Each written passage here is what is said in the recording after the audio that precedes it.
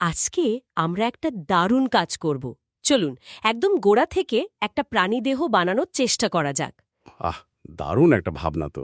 ভাবুন তো, যে কোনো বিল্ডিং বানাতে যেমন ইট, সিমেন্ট, রড আর ইলেকট্রিক তার লাগে, ঠিক তেমনি একটা জীবন্ত শরীর বানাতেও কিন্তু এরকমই কয়েকটা মূল উপাদান লাগে। ঠিক, একদম ঠিক। আমাদের কাছে যে নোট আর বইপত্র আছে, সেগুলোর সব তথ্য এক করে আজ আমরা দেখব প্রাণীকলার সেই 4টে মূল বিল্ডিং ব্লক আসলে কি, আর কিভাবে তারা একসাথে মিলে একটা সচল, জীবন্ত শরীর তৈরি করে। আর আমাদের লক্ষ্য হবে পুরো ব্যাপারটা জলের মতো সহজ করে ফেলা। দারুণ! এই বিল্ডিং বানানো তুলনাটা কিন্তু আমার খুব পছন্দ হয়েছে। হ্যাঁ, কারণ কোষ হলো ইট, কিন্তু শুধু ইট দিয়ে তো আর বিল্ডিং হয় না। ঠিক। ইটগুলোকে জুড়ে রাখতে সিমেন্ট লাগে, কাঠামো বানাতে রড লাগে, দেয়ালের উপর আস্তর দিতে হয়, আবার পুরো বিল্ডিংয়ে বিদ্যুৎ সংযোগের জন্য তারও লাগে। প্রাণীকলা বা টিস্যু গুলোর ঠিক এই কাজগুলোই করে। একদম।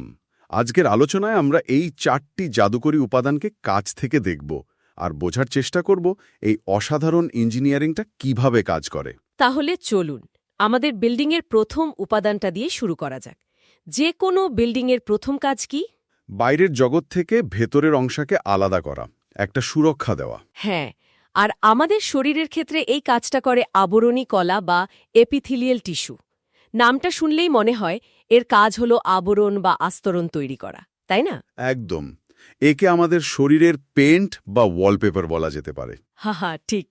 এটা শুধু আমাদের বাইরের ত্বকই নয়, শরীরের ভেতরের যত ফাঁপা অঙ্গ আছে, যেমন আমাদের খাদ্যনালী, ফুসফুস, রক্তনালী, সেগুলোর ভেতরের আস্তরণও কিন্তু এই আবরণী কলা দিয়েই তৈরি। আচ্ছা।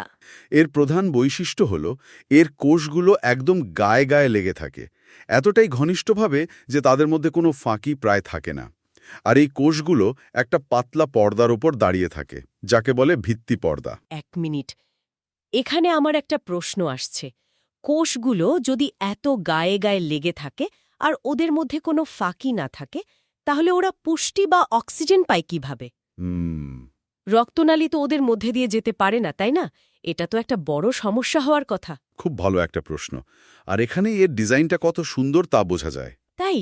যেহেতু রক্তনালী সরাসরি এই কলার ভেতরে ঢুকতে পারে না, তাই ওই যে ভিত্তি পর্দার কথা বললাম, তার ঠিক নিচেই থাকা যোজক কলার রক্তনালী থেকে ব্যাপন বা ডিফিউশন প্রক্রিয়ায় পুষ্টি আর অক্সিজেন এসে কোষগুলোতে পৌঁছায়। ও আচ্ছা, অনেকটা দরজার নিচ দিয়ে খাবার পাঠিয়ে দেওয়ার মতো। ঠিক তাই। আর এই ঘন সন্নিবেশের কারণ হল সুরক্ষা দেওয়া। যদি কোষগুলোর মধ্যে ফাঁক থাকত, তাহলে তো জীবাণু বা ক্ষতিকর পদার্থ সহজেই শরীরের ভেতরে ঢুকে যেত। বাহ, দারুণ ব্যবস্থা তো! আমাদের সূত্রগুলো বলছে এই আবরণী কলার কোষগুলো নাকি দেখতেও বিভিন্ন রকম হয়। হ্যাঁ, কোনোটা চ্যাপ্টা, কোনোটা চৌকো, আবার কোনোটা থামের মতো লম্বা। এই আকারের ভিন্নতার কি কোনো বিশেষ কারণ আছে? অবশ্যই কারণ আছে। প্রকৃতিতে কোনো কিছুই কারণ ছাড়া হয় না বলতে গেলে। ঠিক। যেখানে খুব দ্রুত কোনো কিছু আদান প্রদান বা ছাঁকার দরকার, সেখানে কোষগুলো হয় মাছের আঁশের মতো চ্যাপ্টা। বিজ্ঞানের ভাষায় একে বলে স্কোয়ামাস এপিথিলিয়াম। যেমন কোথায় থাকে এটা? যেমন আমাদের ফুসফুসের বায়ুথলি বা বৃক্ষের বোমেন্স ক্যাপসুলে এটা থাকে, যাতে গ্যাস বা তরল পদার্থ সহজেই যাতায়াত করতে পারে। ধরুন একটা পাতলা ছাঁকনি কাগজের মতো। বুঝেছি। আর অন্যগুলো চৌকো বা লম্বা হওয়ার কারণ কি? যেখানে শোষণ বা ক্ষরণের মতো কাজ হয়, মানে যেখানে কোষের ভেতরে ছোট ছোট কারখানা বসানোর জায়গা দরকার, সেখানে কোষগুলো হয় চৌকো বা কিউবের মতো, কিউবয়েডাল এপিথেলিয়াম। আচ্ছা, যেমন বৃক্কের নালিকায়? একদম। আর যেখানে আরও বেশি শোষণ বা ক্ষরণের কাজ হয়, যেমন আমাদের অন্ত্রে, সেখানে কোষগুলো থামের মতো লম্বা বা কলামনার হয়। কেন? লম্বা হওয়ার ফলে ওরা ভেতরে আরও বেশি যন্ত্রপাতি বা অঙ্গাণু ধারণ করতে পারে। সোজা কথায় কাজের ধরন যেমন, কোষের আকারও ঠিক তেমন। এক মিনিট, তার মানে কি আমাদের চুল বা নখও এই আবরণী কলারই একটা পরিবর্তিত রূপ? কি মনে হয়? কারণ ওগুলো তো দেহের বাইরের আবরণ আর সুরক্ষার কাজ করে। ঠিক ধরেছেন। শুধু চুল বা নখই নয়, পাখির পালক, গরুর শিং বা মাছের আঁশ, এই সব কিছুই কিন্তু আবরণী কলারই রূপান্তরিত রূপ। বাহ! এর কাজ শুধু সুরক্ষা, শোষণ বা ক্ষরণেই সীমাবদ্ধ নয়, আমাদের বহির্কঙ্কাল তৈরিতেও এর বিশাল ভূমিকা আছে। তাহলে আমাদের বিল্ডিংয়ের বাইরের আর ভেতরের দেয়ালের আস্তরণের কাজটা হয়ে গেল। দারুণ! হ্যাঁ। তাহলে দেয়ালের আস্তরণ তো হল, কিন্তু এই আস্তরণের নিচে কি আছে? মানে বিভিন্ন অঙ্গকে একে অপরের সাথে জুড়ে রাখবে কে, বা পুরো শরীরটাকে একটা কাঠামো দেবে কি? এখানেই তো আমাদের বিল্ডিংয়ের সিমেন্ট আর রড দরকার, তাই না? একদম। একদম ঠিক জায়গায় এসেছেন। এখানেই আসছে আমাদের দ্বিতীয় বিল্ডিং ব্লক, যোজক কলা বা কানেকটিভ টিস্যু। Connective tissue? এর নামটাই এর কাজের পরিচয় দেয়। এর কাজ হল সংযোগ করা, দেহের বিভিন্ন অঙ্গ, কলা সবকিছুকে একসাথে ধরে রাখা, তাদের অবলম্বন দেওয়া আর সংযোগ রক্ষা করাই এর মূল উদ্দেশ্য। কিন্তু এখানেই আমার একটা খটকা লাগে। বলুন। আমাদের বইগুলো বলছে হাড়, যা আমাদের দেহের সবচেয়ে শক্ত অংশ, আর রক্ত, যা একদম তরল, এই দুটো সম্পূর্ণ ভিন্ন জিনিস কিভাবে একই যোজক কলা গ্রুপের মধ্যে পড়ে? এটা তো বেশ স্ববিরোধী শোনাচ্ছে। এটা খুবই স্বাভাবিক একটা প্রশ্ন, আর এর উত্তরটা যোজক কলার মূল রহস্যটা উন্মোচন করে দেয়। আচ্ছা। সব যোজক কলার একটা সাধারণ গঠন আছে। এতে কোষের সংখ্যা থাকে কম, আর কোষগুলো একটা বিশাল পরিমাণ কোষবিহীন পদার্থ বা মাতৃকা, ইংরেজিতে যাকে বলে ম্যাট্রিক্স, তার মধ্যে ছড়িয়ে ছিটিয়ে থাকে। ও, ম্যাট্রিক্স। এই ম্যাট্রিক্সটাই হলো আসল খেলোয়াড়। এটাকে একটা ফলের জেলি বা পায়েসের মতো ভাবতে পারেন। ফলের জেলি? হ্যাঁ, কোষগুলো হলো ফলের টুকরো বা কিশমিশের মতো, যা জেলির মধ্যে এখানে ওখানে ভাসছে। বাহ, এই তুলনাটা তো দারুণ। তাহলে রক্ত আর হাড়ের ক্ষেত্রে জেলিটা কেমন? রক্তরস বা প্লাজমা, যা একদম তরল। আর তার মধ্যে রক্তকণিকাগুলো কিশমিশের মতো ভেসে বেড়াচ্ছে। একদম। তাই রক্ত হল তরল যোজক কলা। অন্যদিকে হাড়ের ক্ষেত্রে এই ম্যাট্রিক্সটা ক্যালসিয়াম লবণ জমে যাওয়া একটা কঠিন পাথরের মতো শক্ত জেলি। আর তার মধ্যে অস্থিকোষগুলো আটকে থাকে। ঠিক। তরুণাস্থির ক্ষেত্রে ম্যাট্রিক্সটা রাবারের মতো নরম কিন্তু দৃঢ়। তাই ম্যাট্রিক্সটা তরল, অর্ধকঠিন না কঠিন, তার উপরে নির্ভর করে যোজক কলাটা কেমন হবে। কিন্তু মূল ধারণাটা একই। কিছু কোষ একটা বিশাল মাধ্যমের মধ্যে ভেসে আছে। হ্যাঁ। এবার পরিষ্কার হলো। তার মানে শুধু সংযোগ করাই নয়, এর কাজ আরও অনেক। অবশ্যই। হাড় আর তরুণাস্থি মিলে আমাদের কঙ্কাল তৈরি করে শরীরকে কাঠামো আর দৃঢ়তা দিচ্ছে, মস্তিষ্ক বা হৃৎপিণ্ডের মতো নরম অঙ্গকে রক্ষা করছে। ঠিক। রক্ত সারা শরীরে অক্সিজেন আর পুষ্টি পৌঁছে দিচ্ছে। আর একটা উদাহরণ তো মেদকলা বা অ্যাডিপোজ টিস্যু, তাই না? একদম। মেদকলাও এক ধরনের যোজক কলা, যেখানে কোষগুলো ফ্যাট বা চর্বি জমিয়ে রাখে। এটা আমাদের ত্বকের নিচে থেকে একদিকে যেমন শক্তির ভাণ্ডার হিসেবে কাজ করে, তেমনি অন্যদিকে দেহের তাপমাত্রা নিয়ন্ত্রণেও সাহায্য করে, অনেকটা থার্মাল জ্যাকেটের মতো। ঠিক বলেছেন। এমনকি রোগ প্রতিরোধেও শ্বেত রক্তকণিকার মাধ্যমে যোজক কলার ভূমিকা আছে। তাই একে দেহের প্যাকিং মেটেরিয়ালও বলা হয়। কেন? কারণ এটি বিভিন্ন অঙ্গের মাঝের ফাঁকা স্থান পূরণ করে তাদের সঠিক জায়গায় ধরে রাখে। তাহলে আমাদের বিল্ডিংয়ের কাঠামো, সিমেন্ট, রড, এমনকি প্লাম্বিংয়ের ব্যবস্থাও হয়ে গেল। কিন্তু এই বিল্ডিংটা তো এখনো স্থির, একদম নড়াচড়া করতে পারে না। ঠিক। একে গতি দেওয়ার জন্য তো ইঞ্জিন বা মোটর দরকার, তাই না? ঠিক পয়েন্টে এসেছেন। আর সেই ইঞ্জিনটাই হলো আমাদের তৃতীয় উপাদান, পেশি কলা বা মাস্কুলার টিস্যু। Muscular tissue. এই কলার একটাই সুপার পাওয়ার, এটা সংকুচিত আর প্রসারিত হতে পারে। আর এই সংকোচন প্রসারণের ফলেই আমরা হাঁটাচলা করতে পারি, কথা বলতে পারি। এমনকি আমাদের চোখের পলকও পড়ে। আমাদের শরীরের সমস্ত গতি এই পেশি কলার জন্যই সম্ভব। আমাদের সূত্রগুলো বলছে এই পেশি 3 রকমের হয়, কাজের ধরনের ওপর ভিত্তি করে, তাই তো? হ্যাঁ, আর এই পার্থক্যটা বোঝা খুব জরুরি। এটাকে আমরা একটা গাড়ির সাথে তুলনা করতে পারি। আচ্ছা, বেশ মজার তো। প্রথমটা হলো ঐচ্ছিক পেশি বা ভলেন্টারি মাসল। এগুলো আমাদের ইচ্ছার অধীন, যেমন হাত বা পায়ের পেশি। আমরা যখন চাই হাত নাড়াই, যখন চাই দৌড়াই। ঠিক। এটা অনেকটা গাড়ির ম্যানুয়াল গিয়ারের মতো, যা চালক নিজের ইচ্ছে মতো বদলাতে পারে। এই পেশিগুলো সাধারণত হাড়ের সাথে লাগানো থাকে। তাহলে অনৈচ্ছিক পেশি হল অটোমেটিক গিয়ার। একদম। দ্বিতীয়টা হলো অনৈচ্ছিক পেশি বা ইনভলেন্টারি মাসল। এগুলোর ওপর আমাদের কোনো নিয়ন্ত্রণ নেই। যেমন আমাদের পেটের ভেতর খাদ্যনালীর পেশি। খাবার হজম করার জন্য এটা নিজে থেকেই সংকুচিত আর প্রসারিত হতে থাকে। এই প্রক্রিয়া নিয়ে আমাদের এক মুহূর্তও ভাবতে হয় না। গাড়ির অটোমেটিক গিয়ারের মতো নিজে থেকেই চলতে থাকে। ঠিক তাই। আর তৃতীয়টা হৃদপেশি বা কার্ডিয়াক মাসল। ওটা তো সবচেয়ে বিশেষ, ওটা কোন ধরনের গিয়ার? ওটা হলো একটা super advanced hybrid automatic gear, যা শুধু হৃৎপিণ্ড নামের ভিভিআইপি গাড়িতেই লাগানো থাকে।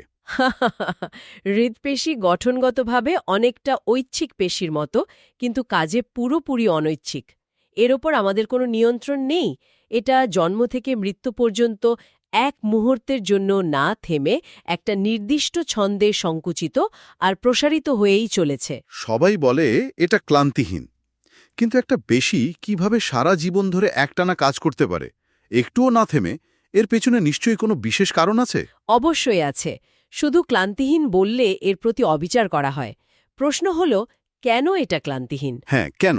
কারণ হৃদপেশির কোষগুলোতে মাইটোকন্ড্রিয়া, মানে কোষের পাওয়ার হাউস, অবিশ্বাস্য পরিমাণে বেশি থাকে। আমাদের হাতের পেশির চেয়ে অনেক গুণ বেশি। ও, তাই এটা সারা জীবন ধরে অবিরাম শক্তি উৎপাদন করে যেতে পারে। এটা কোনো জাদু নয়, এটা নিখুঁত বায়োলজিক্যাল ইঞ্জিনিয়ারিং। দারুণ। এছাড়াও এর কোষগুলোর মধ্যে ইন্টারক্যালেটেড ডিস্ক নামের একটা বিশেষ সংযোগ থাকে, যা বিদ্যুৎ তরঙ্গের মতো উদ্দীপনাকে খুব দ্রুত ছড়িয়ে দেয়। ফলে পুরো হৃৎপিণ্ডটা একটা ইউনিট হিসাবে একসাথে সংকুচিত হতে পারে। ঠিক ধরেছেন। অবিশ্বাস্য। তাহলে এখন আমাদের বিল্ডিংয়ের কাঠামো আছে, আস্তরণ আছে, আর একে চালানোর জন্য মোটরও আছে। কিন্তু একটা সমস্যা রয়ে গেছে। কি সমস্যা? বিল্ডিংয়ের কোন মোটর কখন চলবে, কোনটা কখন থামবে, বা বাইরের কোনো সংকেত পেলে কি করতে হবে, এই সব কিছুর মধ্যে সমন্বয় করবে কে? একটা কন্ট্রোল সিস্টেম বা ওয়্যারিং তো দরকার। পারফেক্ট। এখানেই আসছে আমাদের চতুর্থ এবং শেষ উপাদান, স্নায়ুকলা বা নার্ভাস টিস্যু। Nervous tissue. এটা হলো আমাদের শরীরের ইলেকট্রিক্যাল ওয়্যারিং এবং সেন্ট্রাল কম্পিউটার। এর কাজ হল পরিবেশ থেকে খবর বা উদ্দীপনা গ্রহণ করা, সেটাকে প্রসেস করার জন্য মস্তিষ্কে পাঠানো, আর মস্তিষ্ক থেকে নির্দেশ নিয়ে এসে বিভিন্ন পেশি বা গ্রন্থিকে কাজ করানো। আমাদের চিন্তা, অনুভূতি, স্মৃতি সবকিছুর পেছনেই রয়েছে এই জটিল নেটওয়ার্ক। একদম। আর এই ওয়্যারিংয়ের মূল তার হল নিউরন বা স্নায়ুকোষ। আমাদের সোর্সগুলোতে এর গঠনের ছবি দেওয়া আছে। কোষদেহ থেকে ছোট ছোট শাখা প্রশাখার মতো বের হয় ডেনড্রাইট, আর একটা লম্বা সুতোর মতো অংশ হল অ্যাক্সন। হ্যাঁ। ব্যাপারটা কি এমন যে ডেনড্রাইট খবর গ্রহণ করে আর অ্যাক্সন সেই খবরটা পাঠিয়ে দেয়? একদম সহজ করে বললে ঠিক তাই। ডেনড্রাইট হলো অ্যান্টেনার মতো, যা অন্য নিউরন থেকে সংকেত গ্রহণ করে, আর অ্যাক্সন হলো ট্রান্সমিশন কেবল, আচ্ছা। যা সেই সংকেতটাকে পরবর্তী নিউরনে বা পেশিতে পৌঁছে দেয়। কিন্তু সবচেয়ে মজার ব্যাপারটা ঘটে দুটো নিউরনের সংযোগস্থলে, যাকে বলে সিন্যাপস। সিন্যাপস, হ্যাঁ। এটা তো একটা ফাঁকা জায়গা, তাই না? হ্যাঁ, তাহলে সংকেতটা পার হয় কিভাবে? ঠিক। এটা একটা অতি ক্ষুদ্র ফাঁকা জায়গা। সংকেতটা লাফ দিয়ে পার হতে পারে না। তাহলে তাই যখন একটা তড়িৎ সংকেত অ্যাক্সনের শেষ প্রান্তে পৌঁছায়, তখন সেখান থেকে কিছু রাসায়নিক পদার্থ বা নিউরোট্রান্সমিটার নিঃসৃত হয়। ও, রাসায়নিক পদার্থ। এই রাসায়নিক পদার্থগুলো সাঁতরে ওই ফাঁকা জায়গাটা পার হয়ে পরের নিউরনের ডেনড্রাইটকে উত্তেজিত করে, আর সেখানে আবার একটা নতুন তড়িৎ সংকেত তৈরি হয়। অনেকটা দুটো দ্বীপের মধ্যে ফেরি সার্ভিসের মতো। দারুণ রূপমা। এই ব্যবস্থার কারণেই সংকেতগুলো সুনির্দিষ্ট পথে একমুখীভাবে যায় এবং পুরো নেটওয়ার্কে জট পেকে হয় না। কিন্তু আমি একটা বেশ চিন্তার বিষয় পড়েছি। কি? আমাদের সূত্রগুলো বলছে যে নিউরনের সাইটোপ্লাজমে সক্রিয় সেন্ট্রিওল থাকে না, তাই এই স্নায়ুকোষ নাকি বিভাজিত হতে পারে না। তার মানে একবার নষ্ট হয়ে গেলে আর নতুন করে তৈরি হয় না। হ্যাঁ, এটা ঠিক। এটা তো একটা বিশাল ডিজাইন ফ্ল, তাই না? এটা ডিজাইন ফ্ল না, বরং একটা ট্রেড অফ। Trade of? হ্যাঁ, স্নায়ুতন্ত্রের মূল কাজ হলো তথ্য সংরক্ষণ করা এবং সংযোগ তৈরি করা। আমাদের স্মৃতি, আমাদের শেখা, সমস্ত কিছু এই নিউরনের সংযোগগুলোর মধ্যেই সংরক্ষিত থাকে। আচ্ছা। কোষগুলো যদি অনবরত বিভাজিত হতো, তাহলে এই জটিল নেটওয়ার্কটা বারবার ভেঙে যেত, আর স্মৃতি বা শেখা জিনিসগুলো হারিয়ে যেত। ও, এই ব্যাপার। তাই স্থায়িত্ব দেওয়ার জন্য এদের বিভাজন ক্ষমতা নেই। কিন্তু এর মানে এটাও ঠিক যে স্নায়ুতন্ত্রের কোনো বড় ক্ষতি হলে তা সহজে সারে না। এ কারণেই আমাদের মস্তিষ্ক বা স্পাইনাল কর্ডকে রক্ষা করা এত জরুরি। তাহলে আমাদের 4টে বিল্ডিং ব্লক দিয়ে পুরো শরীরটা তৈরি হয়ে গেল। একদম। আবরণী কলা হল পেইন্ট ও ওয়ালপেপার, যা সুরক্ষা দিচ্ছে। যোজক কলা হল সিমেন্ট ও রড, যা কাঠামো আর সংযোগ দিচ্ছে। পেশি কলা হল ইঞ্জিন, যা গতি দিচ্ছে। আর স্নায়ু কলা হল ইলেকট্রিক্যাল ওয়্যারিং ও কম্পিউটার, যা সবকিছু নিয়ন্ত্রণ করছে। অসাধারণ। একদম। আর পরীক্ষার জন্য এই ধারণাগুলো পরিষ্কার রাখা খুব জরুরি। শুধু সংজ্ঞা মুখস্থ না করে কলাগুলোর মধ্যে পার্থক্যগুলো বুঝতে হবে। হ্যাঁ, যেমন আবরণী কলার কোষগুলো ঘন সন্নিবিষ্ট, কিন্তু যোজক কলার কোষগুলো ম্যাট্রিক্সের মধ্যে ছড়ানো। ঠিক। পেশি কলার কাজ সংকোচন প্রসারণ, আর স্নায়ু কলার কাজ উদ্দীপনা পরিবহন। এই তুলনামূলক ধারণাগুলোই আসল। ঠিক, যেমন ঐচ্ছিক অনৈচ্ছিক পেশির পার্থক্য অথবা অস্থি আর তরুণাস্থির কাজের ভিন্নতা। এই ছোট ছোট বিষয়গুলো মনে রাখলেই উত্তর লেখা অনেক সহজ হয়ে যায়। পুরো অধ্যায়টাই তখন একটা গল্পের মতো মনে হবে। ঠিক তাই। পরীক্ষার প্রস্তুতির জন্য এই তুলনামূলক আলোচনাগুলোই সবচেয়ে বেশি কাজে দেবে। আজকের এই আলোচনায় আমরা প্রাণীকলার 4টি প্রধান ধরন ও তাদের কাজ সম্পর্কে একটা সুস্পষ্ট ধারণা পেলাম। শুধু তাই নয়, প্রতিটি কলার নির্দিষ্ট গঠন কিভাবে তাদের কাজকে প্রভাবিত করে সেই ভেতরের ইঞ্জিনিয়ারিংটাও বুঝতে পারলাম। হ্যাঁ। আশা করি এটা শিক্ষার্থীদের পরীক্ষার প্রস্তুতিতে অনেক সাহায্য করবে। শেষ করার আগে একটা ভাবনা দিয়ে যাই। বলুন। আমরা আলোচনা করলাম যে নিউরন বা স্নায়ুকোষ বিভাজিত হতে পারে না। এর একটা কারণ হল স্মৃতির স্থায়িত্ব। কিন্তু এটা একটা আরও গভীর প্রশ্ন তুলে ধরে। কী রকম? যদি আমাদের শরীরের প্রধান যোগাযোগ ব্যবস্থা বা সেন্ট্রাল প্রসেসিং ইউনিটের কোষগুলো নিজেদের মেরামত বা প্রতিস্থাপন করতে না পারে, তাহলে শেখা বা নতুন স্মৃতি তৈরি হওয়া এই ব্যাপারগুলো আসলে কিভাবে ঘটে? তার মানে? এর মানে হল, শেখা মানে নতুন কোষ তৈরি হওয়া নয়, বরং পুরনো কোষগুলোর মধ্যে নতুন নতুন সংযোগ বা সিনাপস তৈরি হওয়া। বাহ! আমাদের আমি বা আমাদের ব্যক্তিত্ব যদি এই সংযোগগুলোর মধ্যেই লেখা থাকে, আর সেই হার্ডওয়্যারটা যদি বদলানো না যায়, তাহলে সারা জীবন ধরে আমাদের মস্তিষ্ককে আঘাত বা রোগ থেকে রক্ষা করাটা ঠিক কতটা জরুরি, এই বিষয়টি নিয়ে আরও গভীরে ভাবা যেতে পারে।